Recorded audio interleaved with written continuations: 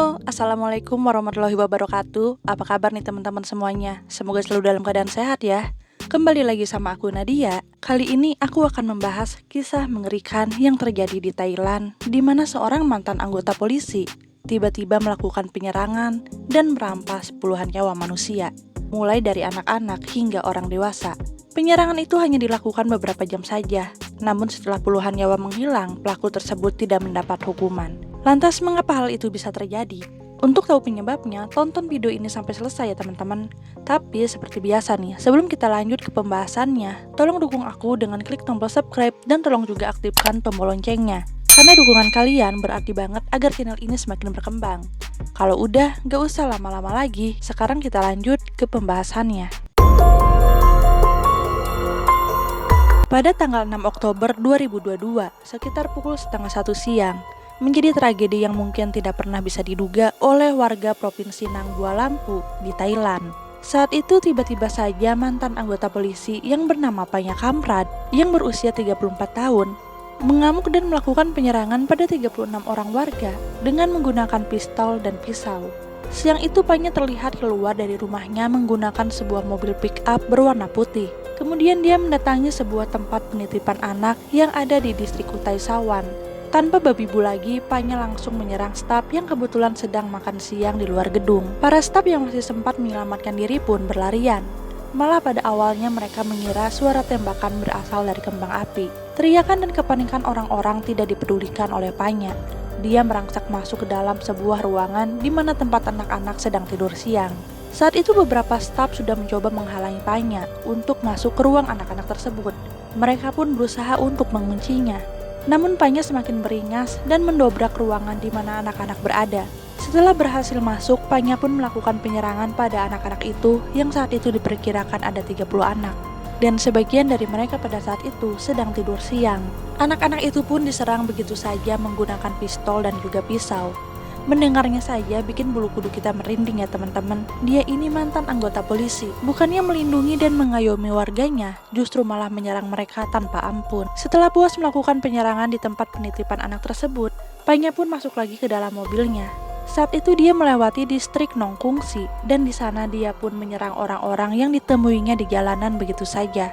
Apapun dia tabrak, termasuk orang-orang dan kendaraan yang dia lewati. Kemudian Panya pun menuju ke desa Tai Utai Nuea. Di sana dia juga menabrak salah seorang penduduk dan kemudian membakar mobil yang dia gunakan. Baru kemudian Panya ini pulang lagi ke rumahnya.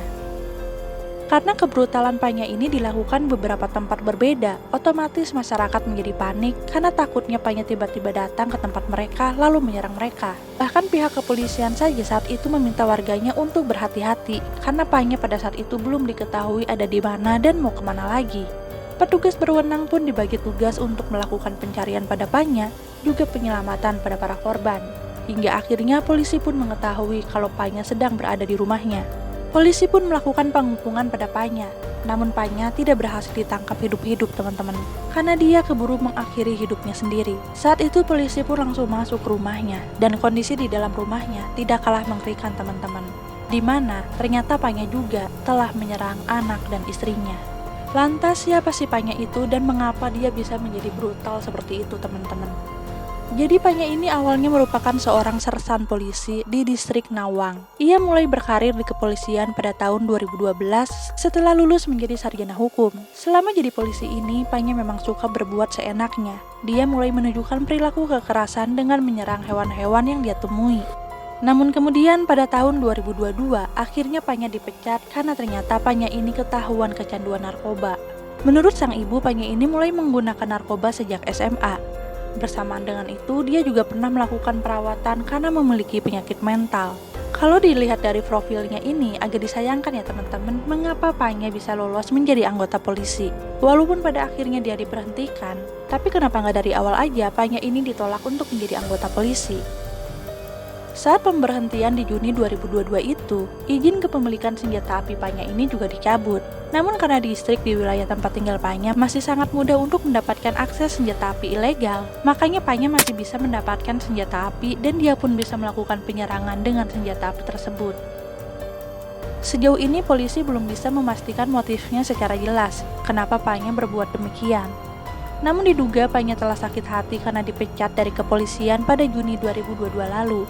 Setelah dipecat dari kepolisian itu, Panya juga diketahui sempat melamar kerja namun ditolak. Diduga Panya menjadi stres, apalagi dia juga memiliki seorang putra yang harus dia biayai. Tepat di tanggal 6 Oktober 2022, atau di hari Panya melakukan penyerangan, ternyata Panya ini sempat bertengkar dengan istrinya pada pagi hari. Pertengkaran mereka diduga karena adanya perselingkuhan dari sang istri. Dan kemudian pada tanggal 7 Oktober 2022, seharusnya Panya pun dijadwalkan untuk menerima vonis hukuman atas kasus narkobanya. Mungkin karena semua permasalahan yang dia hadapi, makanya Panya ini menjadi stres dan frustasi. Ia pun lebih memilih untuk mengakhiri hidupnya sendiri daripada menerima hukuman penjara. Namun sangat tidak bisa diterima banget ya teman-teman, Panya ini malah melampiaskan pada orang-orang yang tidak berdosa. Kalau dia ingin mengakhiri hidupnya sendiri, setidaknya dia tidak perlu mengajak orang lain, apalagi orang-orang yang tidak berdosa. Dugaan dari polisi mengapa Panya melakukan penyerangan pada anak-anak, karena anak-anak itu dianggap lemah dan tidak akan melakukan perlawanan pada Panya. Dari tragedi ini, total ada 37 orang meninggal dunia, termasuk Panya sendiri. Dan setidaknya ada 24 anak kecil yang menjadi korban meninggal dunia.